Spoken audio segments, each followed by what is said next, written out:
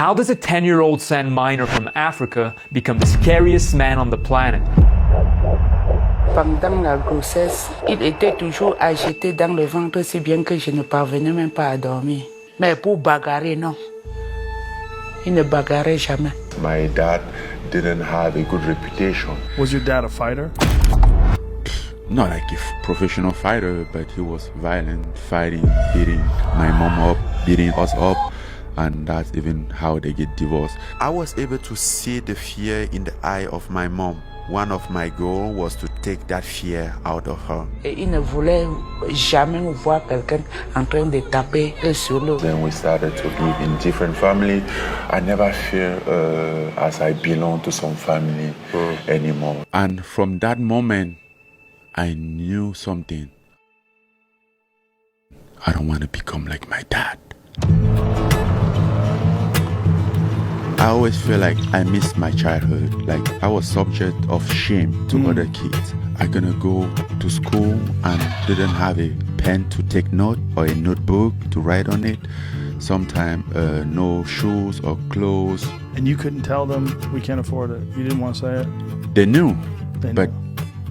what can they do? Francis gets kicked out of school because he can't afford the supplies. From the age of only 10 years old, he starts working in a sand mine. One of the things that I read about you was that you worked in a sand mine when you were young. I was about 10 years old when I started that because Quand Francis était à la carrière, c'est quand il revenait qu'on pouvait même payer quelque chose ici à la maison. In this open-cast mine, hundreds of artisanal miners are working in waters soiled by mercury without any protection. Among them, dozens of children, including girls, sometimes younger than 5. even though that work was meant for adults, but we didn't have any option, so we take what we had.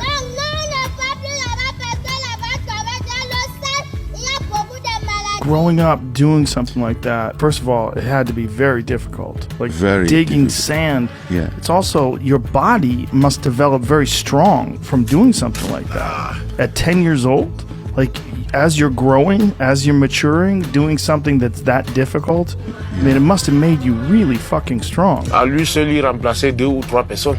And although he does his best to support his mother, Francis is secretly hoping that a savior is going to come and rescue him. I was always expecting somebody to come there and do something. I grew up with this expectation for many, many years, but it was clear that nobody is coming for me anymore. But something else happened instead, when somebody showed him a YouTube clip of Mike Tyson. That was like my motivation to watch Mike Tyson on YouTube, because that's when I never watched a fight live, because I grew up in Africa and I didn't have a damn TV, nothing like that, you know.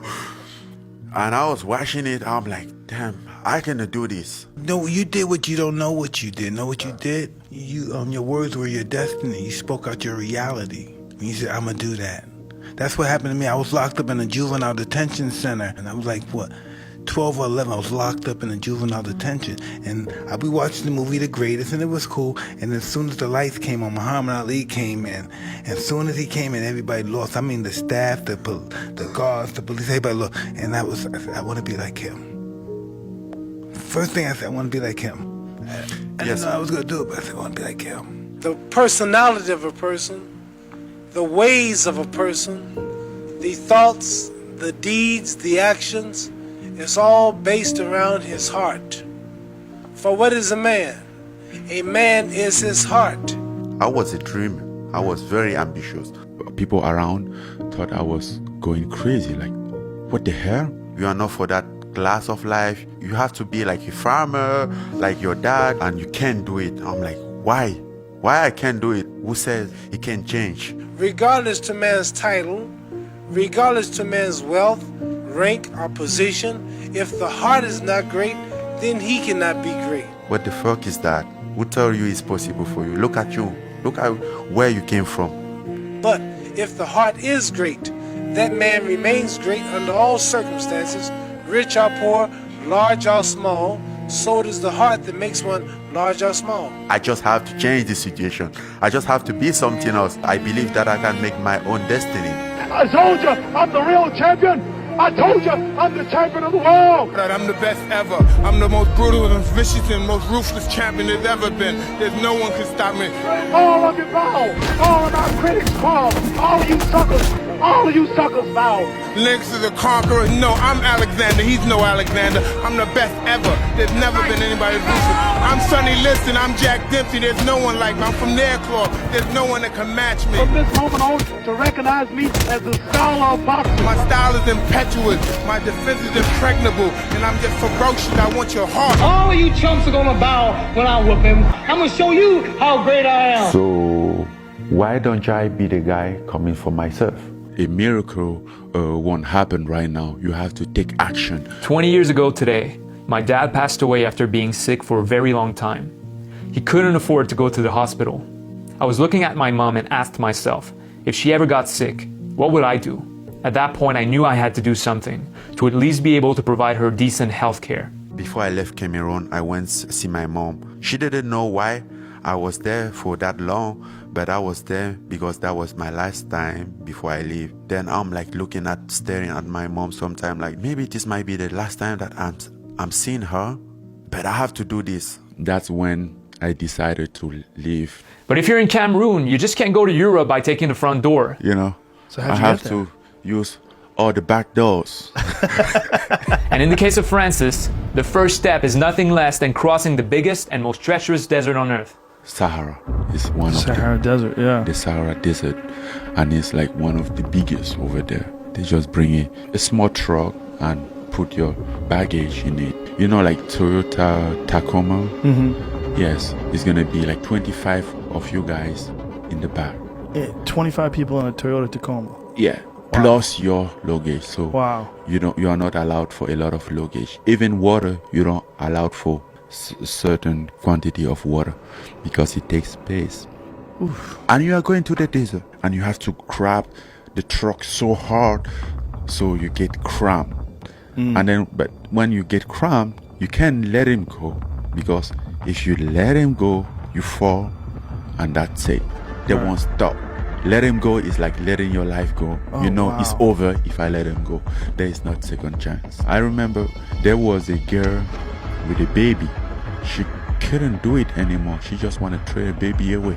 Oh my Like, God. this how hard it was. Like, she couldn't do it, and you can't blame her.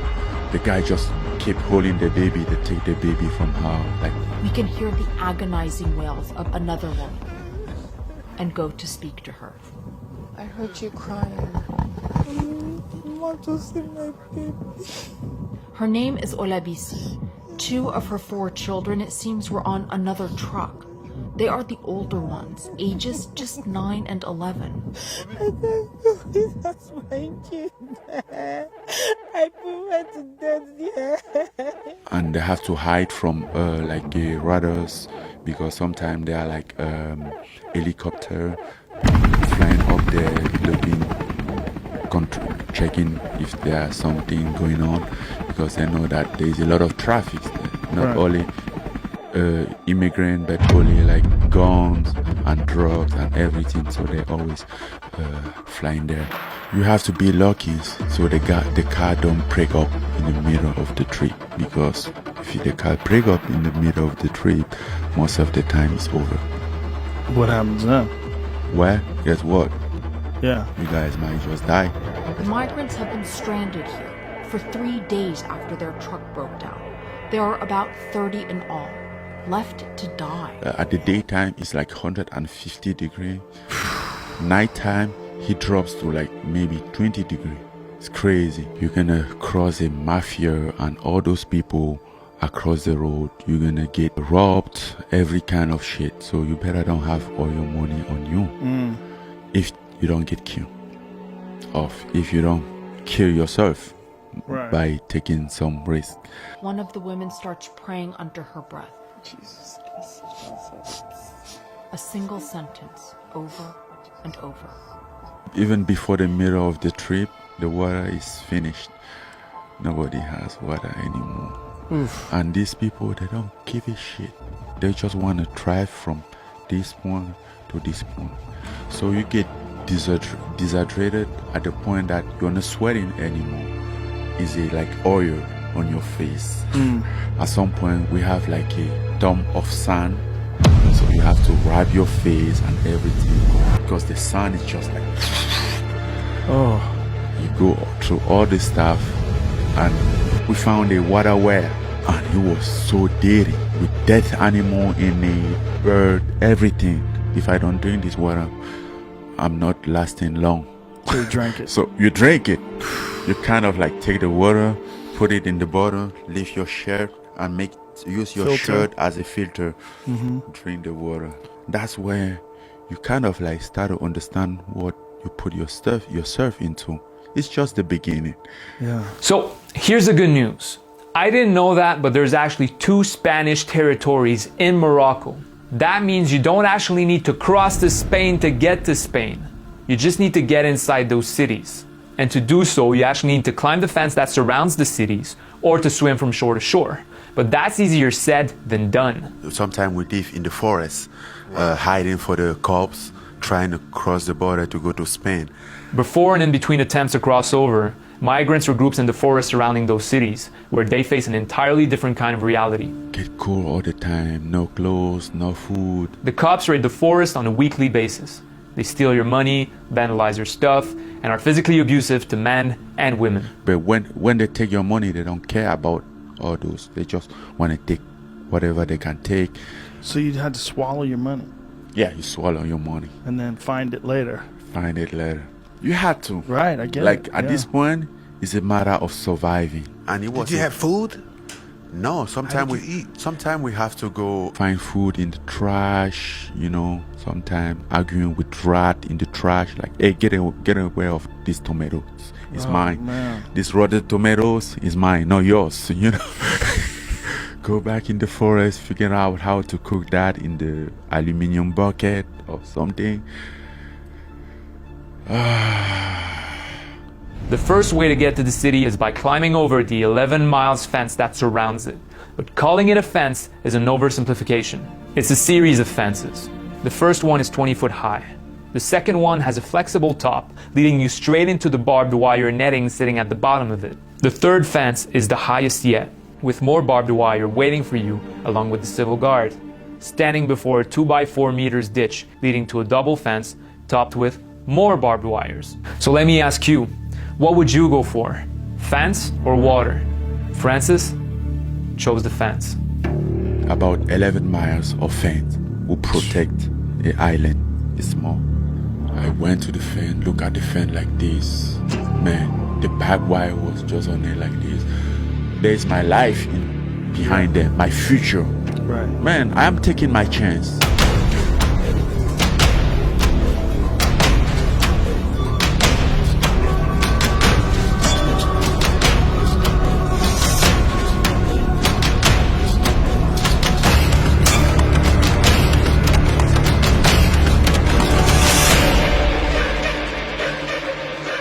The first time I get caught, very caught, I was bleeding all over my hands, my feet, because I fell into it. I can't stay there. If those guys caught me there, they're probably gonna kill me.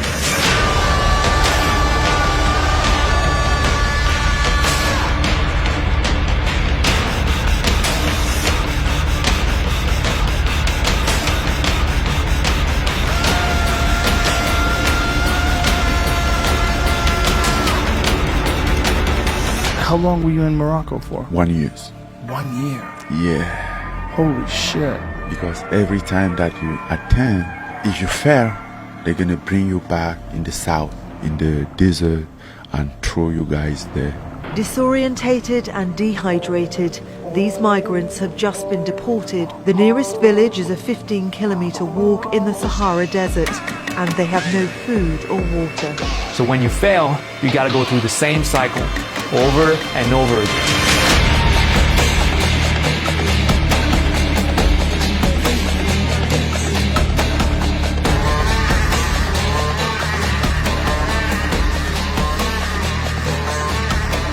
And sometimes, instead of like thinking of going back to the fence, you're like, okay, let me go try in the water. This young man's dream of a better life in Europe ended before it began. His body washed up on the shores of Ceuta, a Spanish enclave on Morocco's Mediterranean coast. You guys have to collect money to buy a boat to ram. Just a small one, the one that they use in the swimming pool. I count the wave like 1, 2, 3, because most of the time it's like 3 waves. And the third one will be the biggest one. The first one came, it was still okay. Second one, as much as we're going in the water, it get deeper and deeper. Then the third wave came, that was like something that you see in the movie. Just smashed you. We fell in the water, no paddle. I hold my boat, I'm like, I trust myself, I trust my boat. This is my life, I'm not letting this go. I'm dying with it. I hold it like this. I saw this thing came. I'm like, put my head in the water, hold my boat like this, and it came through like boom on top of me. Scream like, what the hell is this? When we get in the boat, we find out that there are 2 of us missing. Basically, those with the paddle. How do we gonna paddle without paddle? Right. The guy was like, listen, we're gonna paddle with our hands. I'm like, okay, this guy might be stupid or something.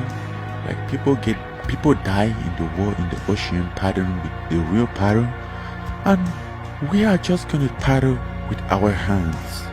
How crazy is that? Man, for real? I'm gonna die just like this? My family don't even know. They won't even see my body, man.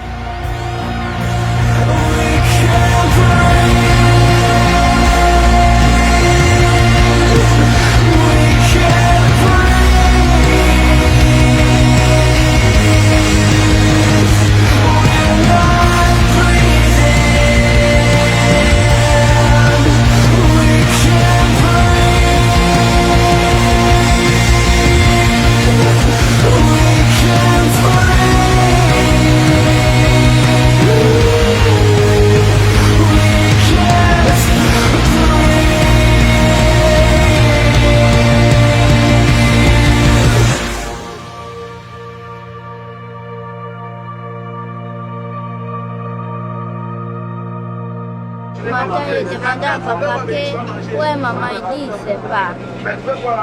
Ma maman est restée dans le... Tu es dans la chambre, tu es chez toi ici. Si.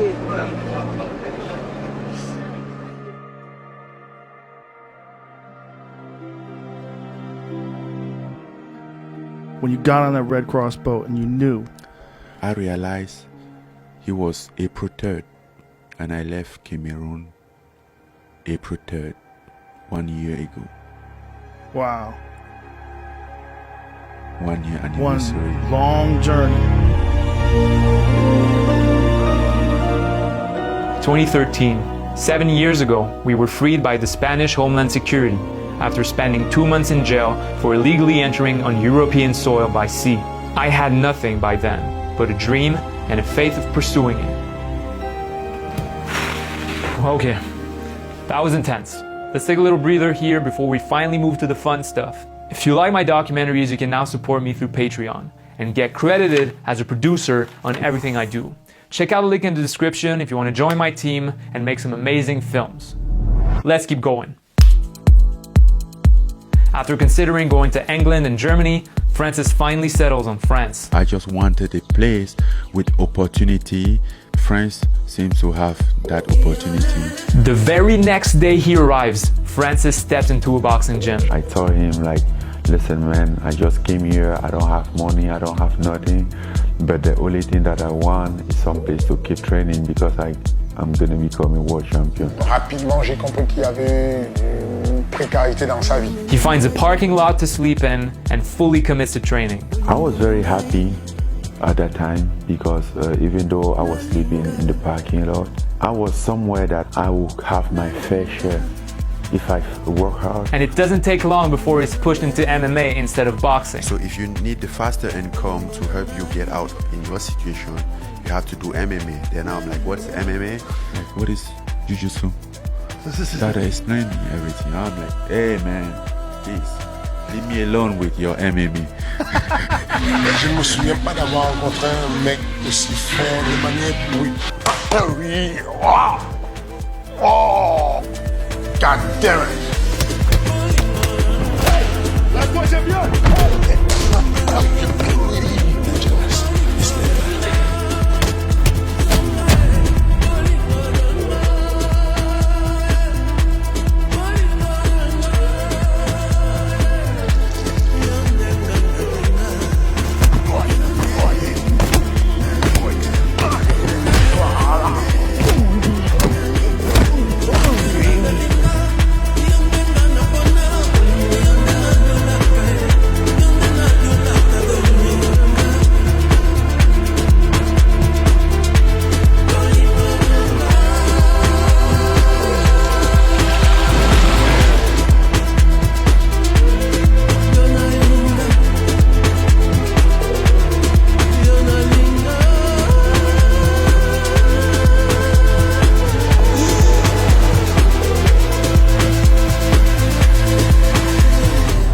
When was your first pro fight? It was 4 months after you started. I started. Wow.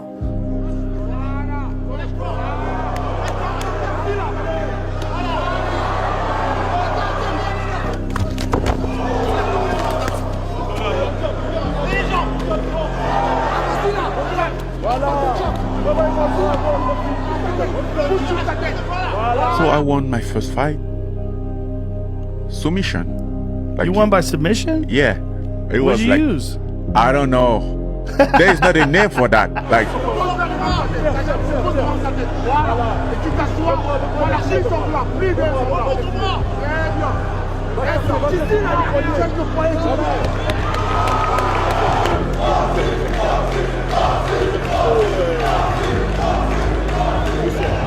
Et donc, déclaré vainqueur par soumission et accède à la finale du tournoi des plus de 93 kilos, Monsieur Francis Hold your breath, we're not turning back.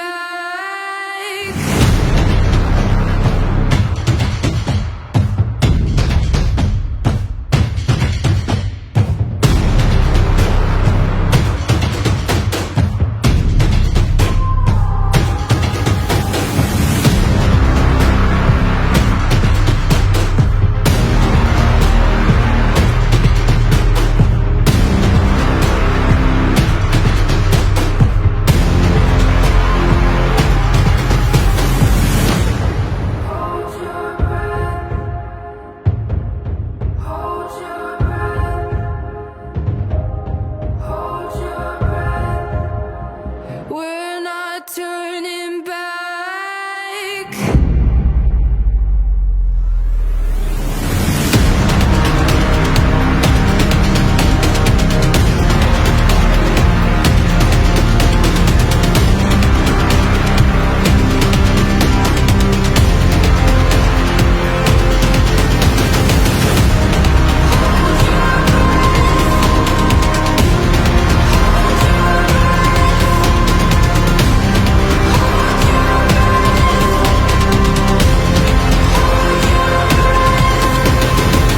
Only one man remains and stands between Francis and his dream. The greatest heavyweight of all time.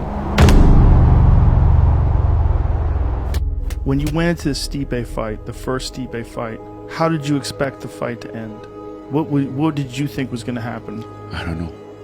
You didn't know? Yeah. All the way through that fight, nothing was right. Even all the way how, in training? Yeah.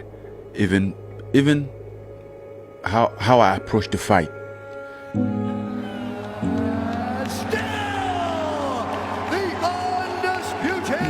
UFC Heavyweight Champion of the World,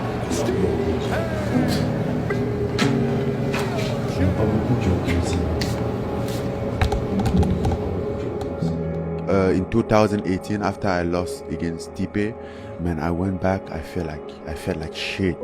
Couldn't sleep. Even when I went to sleep, I didn't want sun to rise the next day. I felt like I want the night just last forever, you know.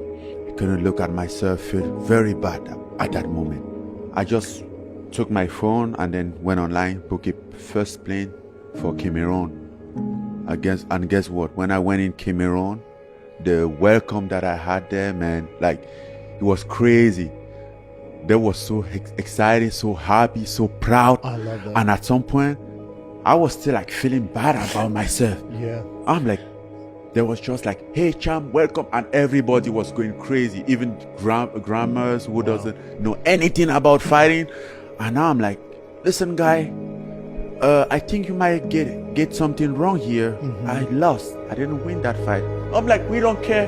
You won everything. Like, Francis, pour nous, c'est une légende, c'est un monument. Donc, tout ce qu'il fait en Europe, aux États-Unis, c'est gravé dans notre mémoire. We never had somebody there. We never even expect somebody from us.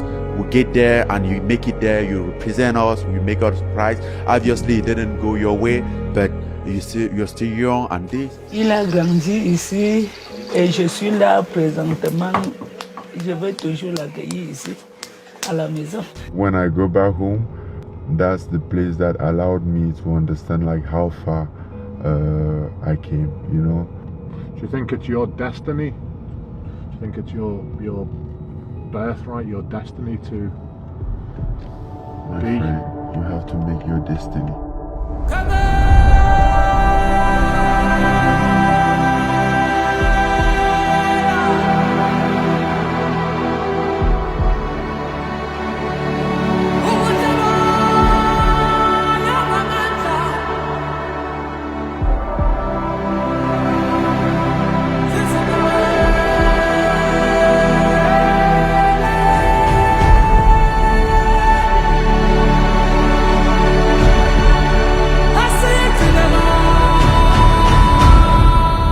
What memories stand out of your childhood in West Africa? The memory for my child in Africa, it wasn't the best. But I couldn't make it here today if it wasn't like that. The future doesn't make sense without the past. For what is a man? A man is his heart.